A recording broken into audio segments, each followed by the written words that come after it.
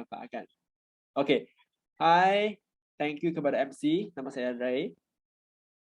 Saya berumur 35 dan saya beranak 2. Dan saya berasal dari Perak. Okey, dan hari ini saya ingin berkongsi dengan masalah kesihatan saya. Dan masalah hidung saya ini mungkin bukan masalah yang sangat serius, tapi saya rasa ramai orang ada masalah ini dan sebenarnya dia susah untuk diselesaikan. Saya dah ada masalah ini sangat-sangat lama, selama 9 tahun saya ada masalah hidung saya ini. Masa saya di sekolah rendah, masa itu hidung saya sangat-sangat serius. Sebab pagi sampai siang, hidung saya akan berair. Dan masa nak tidur ini, hidung akan sumbat. Okey, sumbat sampai tidak dapat menggunakan hidung untuk bernafas. Saya kena kurang menggunakan hidung dan menggunakan mulut untuk bernafas. Dan saya selalu lap hidung saya, lap dengan tisu, dengan kain, macam-macam kain, okey. Jadi saya punya kulit akan dicederakan. Jadilah mata saya pun rasa penat dan hidung saya selalu berair, orang akan rasa letih dan ini akan menyebabkan sinusitis, okey. Dan kadang-kadang akan rasa sakit gigi, sakit kepala, orang tak semangat, sinusitis ini.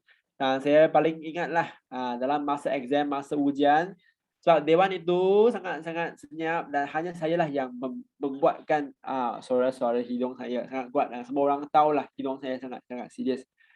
Dan ibu saya sangat-sangat risau. Dia bawa saya pergi jumpa doktor barat, makan ubat barat, makan barat-barat, ubat-ubat yang macam-macam lah. Yang saya ingatlah ubat itu macam selalunya dirasa sangat-sangat berkesan, tapi lepas ubat itu tak kesan lagi, hidung saya akan sensitif lagi. Lepas ubat itu dah ada dah. Lepas tu hidung saya akan rasa sensitif lagi. Jadilah saya selalu nak sembelit. Selalu akan sembelit sebab lepas saya makan ubat barat, saya akan rasa sembelit, susah untuk bagi dan nas. Macam tu dan susah untuk tidur. Sebab masa saya makan ubat dekat petang, malam saya akan susah untuk tidur sebab petang sudah tidur petang. Malam akan susah nak tidur lah. Jadi dia tidak akan membantu saya. Dan saya rasa sangat susah dan ibu saya bawa saya pergi jumpa doktor Chinese. Dan doktor Chinese kata jangan berada di bawah aircon. Tapi doktor barat kata boleh di bawah aircon. Jadi saya pun rasa keliru. Boleh aircon boleh buka ke tidak? Dan saya tidak hirau mereka. Dan ibu saya beli banyak-banyak produk. Banyak-banyak produk dalam rumah saya untuk ibu saya beli untuk hidung saya. Banyaklah. Dan ibu saya beli seperti honey, seperti serbuk bunga. Serbuk bunga pun ada ya. Susu lembu, susu kambing, makan daging. Banyak-banyak cara ibu saya gunakan untuk merawat hidung saya. Dan saya paling ingatlah ada seorang pakar urut. Seorang urut lah, perurut. Dia urut hidung saya, urut macam ni selama sejam. Saya tengok dia tengok saya urut macam ni je. Macam ni je, sejam. Lepas sejam tu saya rasa tidak kesan juga. Saya rasa tak nampak apa-apa kesan lah. Jadi saya bagi tahu ibu saya jangan habiskan masa di sinilah. Jangan bazir masa jugalah. Just biar aja hidung saya lah. Saya dah putus asa. Dan saya ingat masa itu sangat-sangat serius. Sampailah saya punya air hidung saya berwarna oren. Saya rasa pelik. Awak saya punya air hidung berwarna oren lah dan menakutkan saya. Dan lepas saya keluarkan air hidung, banyak-banyak darah dikeluarkan. Saya rasa sangat takut masa itu sebab darah dikeluarkan dari hidung ya, banyak darah keluarkan. Bukan darah hidung yang biasa tau. Dan ibu saya terus bawa saya pergi cuba bakar hidung. Dan pakar hidung itu dia kata saya punya hidung dah radang, benda dalam dah rosak kan. Jadi dia dah darah pun akan keluar lah. Jadi dia bagi saya satu spray. Spray itu masa saya spray je, hidung rasa okey, rasa semua okey. Okey, lancar. Okey, respirasi saya lancar.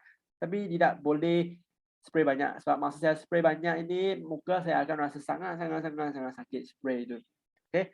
Jadi saya pun tidak boleh guna spray itu dengan banyaklah sebab dia sementara saja. Saya rasa sangat confused dan sangat putus asa lah, tidak berjiwa lagi. Dan abang saya dia bawa balik Alkan Spirulina untuk saya. Dan tapi masa saya makan Alkan Spirulina ini, saya rasa tak nak makan sebab saya rasa tak nak makan produk suplemen lagi. Saya dah makan banyak produk suplemen yang berharga ribu-ribu, berpuluh-puluh ribu. Saya tak nak makan produk lain lagi. Tapi abang kata dah beli dah, makan sajalah. Saya rasa okeylah, dah beli pun okey, makanlah. Masa saya mula makan, air hidung saya makin banyak dah. Dia bukan terus sembuh dah. Dan abang saya pun menjelaskan dengan saya lah konsep MRT dan kenapa ada kesan-kesan macam ni. Jadi saya teruskan makan spirulina dengan puasa sekali, dengan lactose sekali, detoksifikasi. Dan lepas sebulan lebih kot, air hidung telah makin dikurangkan. Makin dikurangkan, okey. Dan lepas tu air hidung dah hilang, dah mampus. Dah tak ada dah. Jadi masalah hidung selama 9 tahun ini dah diselesaikan. Saya sangat gembira. Sebab produk konsep MRT ni memang bantu saya punya hidung. Jika saya tidak makan spirulina, mungkinlah hidung saya berair lagi. Macam tu. Hari inilah topik kita ekstasi ataupun topik ini tentang komisi. Sebab saya pun bekerja sebagai Alkan. Jadilah saya selalu kena bercakap, saya selalu kena menggunakan tekak saya untuk bercakap, bersuara. Jadi, saya kena selalu menggunakan tekak. Tekak akan rasa kering, akan rasa gatal, kering dan selalu nak batuk. Jadi saya letak ekstasi dalam mulut saya, ekstasi, letak dalam mulut, jangan telan, letak dalam mulut saja. Dia rasa sangat selesa. Tekak saya rasa sangat selesa. Tidak rasa lagi kering, tidak rasa lagi gatal, sakit. Okey? Sangat baik untuk saya yang selalu kena bercakap. Okey? Jadi untuk Kak Misi dia sangat baik untuk kanak-kanak saya. Okey, kanak-kanak saya sangat suka Kak Misi. Sebab dia ialah produk-produk seperti kami Bizio yang tidak perlu kita untuk menelan terus, kita boleh berkunyah dalam mulut. Seperti keropok. Jadi kalau korang ada kanak-kanak, saya banyak kanak-kanak, anak saya masa mereka bangun tidur, saya akan bagi kamisi kepada mereka. Lepas mereka makan, dia boleh makan sebagai keropok lah. Mereka nak makan benda, saya akan bagi mereka makan kamisi. Masa mereka perform dengan baik, saya akan bagi kamisi sebagai hadiah. Mereka sangat happy lah. Masa mereka rasa nak sakit, saya akan tambahkan sikit kamisi kepada mereka lah, untuk mereka. Dan anak saya tidak sering kena pergi ke hospital. Anak-anak saya selalu sihat. Dia makan ubat barat sebab kamisi ni. Jadi kalau benda-benda yang sakit-sakit yang tidak serius, saya akan bagi konsep MRT, berkongsi konsep MRT dengan orang lain ataupun anak-anak saya. Dan sebab konsep MRT ni dia memang bantu kita menyelesaikan masalah dari asasnya. Okey. Dan ahli keluarga saya, ibu, bapa saya, semua tidak pun faham, kita mempercayai tentang produk MRT ini.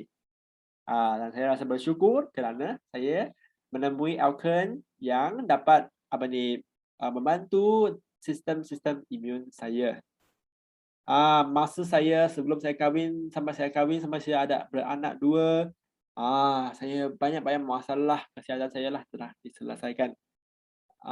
Saya rasa sangat suka untuk berkongsi produk MRT, konsep MRT dengan banyak orang.